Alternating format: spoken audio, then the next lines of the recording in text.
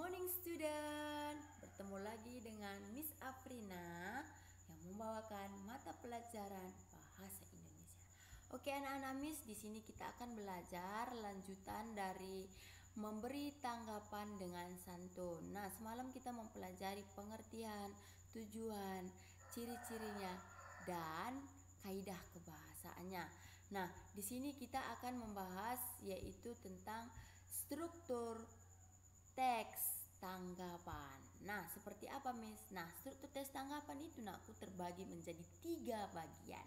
Yang pertama, struktur tanggapan itu adalah evaluasi. Berarti struktur ini berisi pernyataan umum mengenai apa yang ingin kita sampaikan dalam teks. Nah, di sini seorang penulis ingin menyampaikan apa-apa aja yang terdapat di dalam teks tersebut atau apa-apa aja yang terdapat dalam sebuah karya yang ingin dia tampilkan. Oke, next. Nah, deskripsi teks.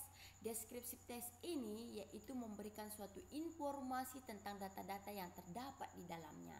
Nah, contohnya jika kita sudah mempunyai judul dari apa yang ingin kita buat, berarti kita sudah tahu mendeskripsikan, berarti memaparkan atau menggambarkan hasil informasi atau data-data yang sudah kita dapatkan.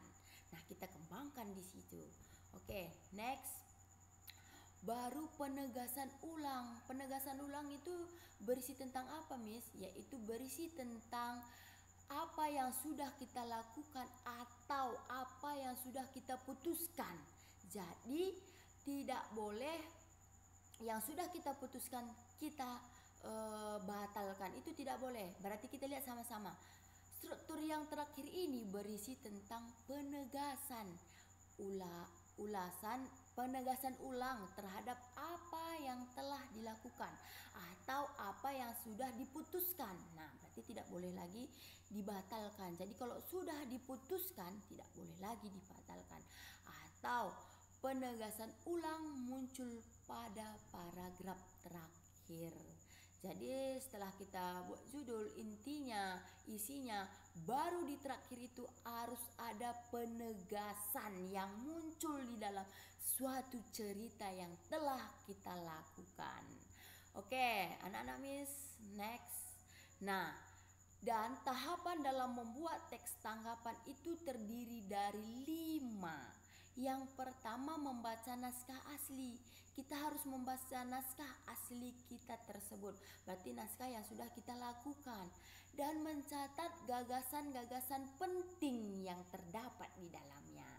Dan menganalisis kekurangan dan kelebihan hasil dari apa yang sudah kita lakukan. Apa kelebihan dari ceritaku ini? Apa kekurangan dari ceritaku ini? Dan menilai secara keseluruhan yang sudah kita lakukan tadi. Sudah menarikkah? Sudah siap enggak kita tampilkan? Oke, next.